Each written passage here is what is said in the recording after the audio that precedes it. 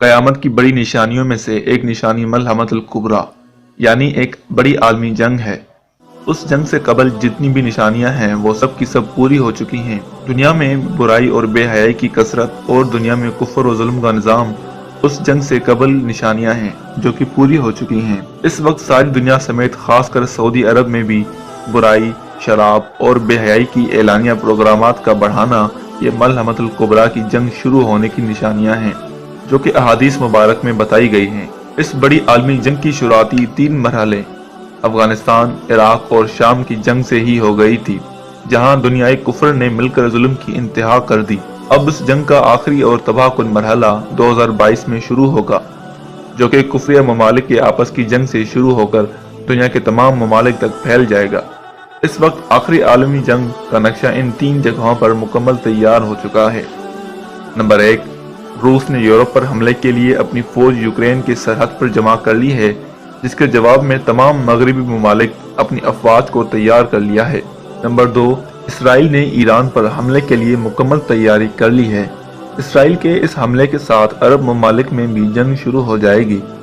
Israel का Iran पर हमले का असल मकसद यही है कि ईरान की आड़ में तमाम अरब ममालिक पर हमला किया जाए। यहूदियों का मुसलमानों से हसद और बुग़्ज़ का तज़किरा बार बार कुरान मजीद में बताया गया है। जैसा कि अब इसराइल एक ऐसी यहूदी रियासत हो गई है जिसके साथ अमेरिका, यूरोप समेत सारे मगरबी ममालिक की सपोर्ट हासिल है, इसलिए ये अपनी दुश्मनी और बुग़्ज़ निकालने के लिए अरब ममालिक पर जंग शुरू कर रहे हैं। नंबर 3, कोरोना वायरस के बाद न्यू वर्ल्ड ऑर्डर और हुकूमती निज़ाम लाने के हवाले से शदीद इख्तलाफात की वजह से अमेरिका और चीन की जंग भी शुरू होने वाली है।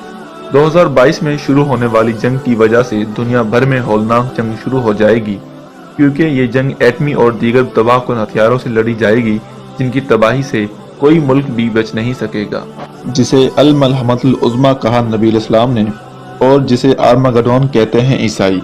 आर्मागेडोन की अगर कहीं जाकर देखेंगे आप डिक्शनरी में मानी तो क्या लिखा आएगा? A very big war which will fought between forces of evil and good before the end of this world।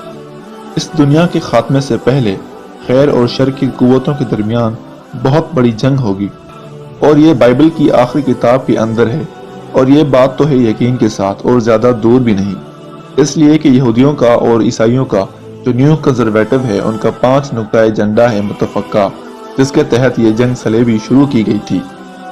Number 1 पर तो है आर्मागेडोन। नंबर 2, मस्जिद अक्सा और गुंबद सुखरा को गिराना। नंबर 3, वो मस्जिद जो हज़रत सुलेमान अलैहिस्सलाम ने बनाई थी 1000 कबल मसीह में, नबू के नज़र ने बर्बाद की थी, दोबारा बनाई गई, फिर दोबारा ख़त्म हुई सन 70 ईस्वी में। नंबर 4, उसमें लाकर रखा जाएगा तख्त हज़रत दाऊद अलैहिस्सलाम का। सन 70 ईस्वी में टाइटस ने गिराया हैकल को तो पत्थर वो ले गया, वहाँ से रोम गया, रोम से आयरलैंड गया, आयरलैंड से स्कॉटलैंड गया और स्कॉटलैंड से इंग्लैंड आया, और अब वो रखा हुआ है वेस्टमिंस्टर एबे में, एक कुर्सी की सीट में उसे बना दिया गया है। ये लाकर रखा जाएगा थर्ड टेम्पल में, और इस पर यहूदियों के ख्याल के मुताबिक उनका मसीहा आएगा जो मसीहुद दज्जाल होगा, और ईसाइयों के ख्याल के मुताबिक हज़रत ईसा अलैहिस्सलाम आएंगे, जो हमारा भी ख्याल है कि हज़रत ईसा अलैहिस्सलाम आएंगे। बहरहाल ये तो बात की बातें हैं, फिलहाल जो सूरत हाल हैं उस पर क्या करना चाहिए मुसलमानों को। जैसे कि इस तीसरी आलमी जंग का नाम इस्लाम में मलहमतुल कुबरा और ईसाइयत में आर्मागेडोन है। इस जंग से दुनिया में कहत साली, मुसीबतें और दज्जाल की आमद होगी। याद रहे कि दज्जाल वो फितना है कि हर नबी ने अपनी उम्मत को दज्जाल की फितने से खबरदार किया है। दज्जाल तारीख़ इंसानियत का सबसे बड़ा फितना और जुल्म है। दज्जाल का खरूज एक आलमी ताकत, आलमी मईशत और टेक्नोलॉजी के सरबराह की सूरत में उस आलमी जंग के साथ हो जाएगा, और दुनिया के अक्सर लोग दज्जाल के फितने और धोखे का शिकार होकर अपनी दुनिया और आखिरत तबाह कर देते हैं। हदीस मुबारक में इस दौर का मंजर यूँ पेश किया गया है कि रसूलुल्लाह सल्लल्लाहु अलैहि वसल्लम ने फरमाया, उस दौर में दुनिया की मुसीबतें, भूख और फाके, कत्ल और गारत और फितने फसाद इतने बढ़ जाएंगे कि लोग मौत की तमन्ना करेंगे।